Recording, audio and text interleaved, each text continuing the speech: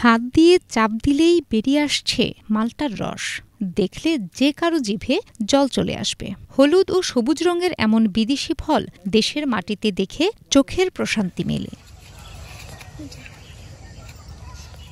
২০২০ সালে করোনাকালে ৭ বিঘা জমি লিজ নিয়ে মাত্র ৩ লাখ টাকা পুঁজি দিয়ে মিশরি হলুদ জাতের মাল্টা চাষ শুরু করেন উদ্যোক্তা মতিউর রহমান।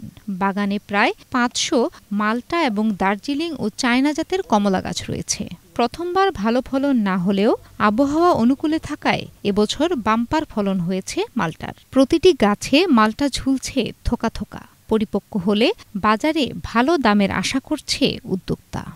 যখন ২০২০ সালে করোনা আসে, ওই টাইমে যখন সারা বাংলাদেশের মানুষই মনে করেন যে দেখা গেছে বেকার হয়ে যায়, তো সব কিছুই দেখা গেছে শুধু বাংলাদেশ না সারা পৃথিবীটাই থেমে গেছে, এরকম একটা অবস্থা।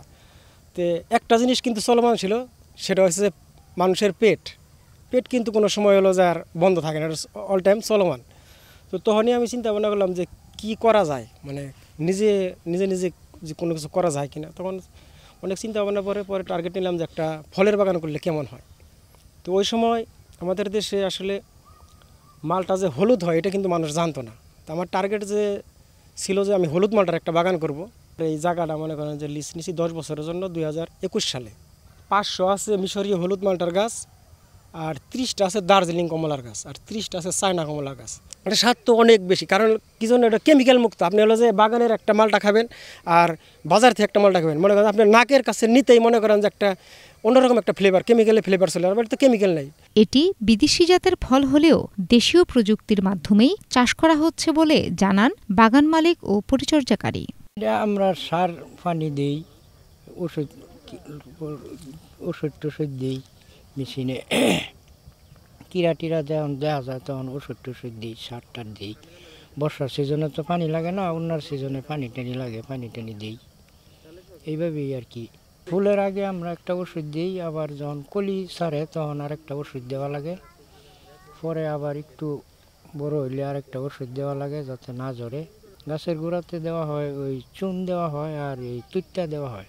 দেশের মাটিতে বিদেশি এ ফল দেখতে মাঝে মাঝেই বাগানে ভিড় করেন অনেকে। আমাদের গাজীপুরে প্রথম এই দার্জিলিং মালটা বা কমলা আমাদের সামনাসামনি দেখতে পাচ্ছি, খাইতে পারতেছি, নিজের হাত দিয়ে ধরতে পারতেছি। এটার অনুভূতিটা অন্যরকম, থেকে খুব ভালো লাগলো।